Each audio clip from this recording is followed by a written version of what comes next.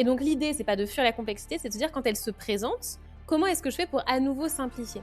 Parce qu'en fait, quand on laisse les couches de complexité se rajouter et qu'à chaque fois on se dit: «Ah bah, de toute façon, c'est Ouais. normal parce qu'il faut travailler dur et c'est normal qu'un business ce soit compliqué», bah, tu rajoutes des couches, des couches, des couches, des couches et tu te retrouves au bout de X temps, avec des entrepreneurs qui malheureusement sont au bout du rouleau, sont dégoûtés du business, même si ça peut être lié à d'autres choses, mais sont en burn-out et cetera. Donc là, l'idée, c'est plutôt de se dire à chaque fois que je sens que, ma limite en termes de charge mentale, de charge horaire, de bien-être, aussi de rentabilité du business, parce qu'un business qui est trop Mmh. complexe, c'est un business qui est coûteux aussi.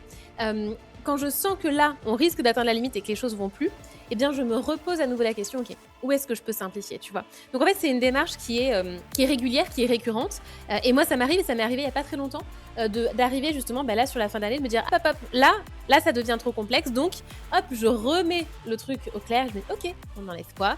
On change quoi? On se focus sur quoi?» Parfois, on se trompe dans les choix qu'on fait, c'est-à-dire qu'on peut se dire: «Ah ben, du coup, pour simplifier, je vais éliminer A et je vais focus sur B». Sauf qu'en fait, c'est un Ouais. mauvais choix stratégique. Ça peut arriver aussi. C'est pour ça que c'est important d'ailleurs d'être accompagné, d'avoir un regard extérieur, d'avoir soi-même du recul, d'analyser, de faire de notre mieux en tout cas, d'avoir les meilleures conditions pour pouvoir prendre une décision stratégique, mais ça arrive qu'on se trompe et donc on réajuste. Voilà, donc c'est ça en tout cas sur la simplicité que je veux dire. Et après en Mmh. termes d'outils et de pratiques, en fait, il y a le niveau, on va dire macro et le niveau micro. Le niveau Mmh. macro, c'est au niveau stratégique, en fait. C'est-à-dire, OK, pour atteindre l'objectif que je me suis fixé, déjà à partir d'un objectif qui a vraiment du sens pour moi et qui est pas, bah, justement, parce que Mich Mich, le concurrent, tu vois, il a un empire comme j'aimerais avoir, bah, je vais chercher à faire pareil. Non, on part d'objectifs qui ont vraiment du sens pour nous et donc définir Mmh. son propre empire, ça peut en faire partie. Ouais. Et ensuite, à partir de là, eh bien, comment est-ce que je m'y prends dans mon business? Comment est-ce que je vais, faire de l'acquisition? Comment est-ce que je vais vendre? Donc quel système de vente je mets en place? Quelles sont les offres ou l'offre au singulier que je mets en place, donc d'avoir la stratégie d'ensemble la plus simple possible. S'assurer que ce sur quoi on part techniquement, ça rentre dans le nombre d'heures qu'on veut faire, hein, parce que des fois, quand on calcule, on se dit: «Mais mon truc, en fait, si je vais arriver à faire tout ça, ça ne marche pas».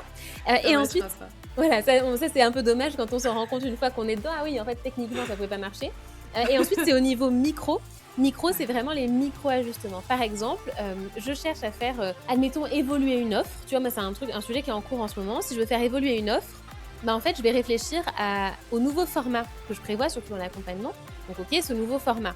Dans l'idéal, ça ressemble à quoi? OK, mais est-ce que cet idéal, en fait, c'est l'idéal pour les clients, pour moi? Où est-ce que je peux trouver le meilleur match pour que à la fois ça apporte les meilleurs résultats aux clients, que moi, ça me permette, d'être dans l'énergie qui me convient? Parce que c'est aussi quand qu'on se sent respecté par son business, par ses clients et cetera, qu'on donne le meilleur de nous-mêmes aussi, tu vois? Pour moi, c'est vraiment dans les 2 sens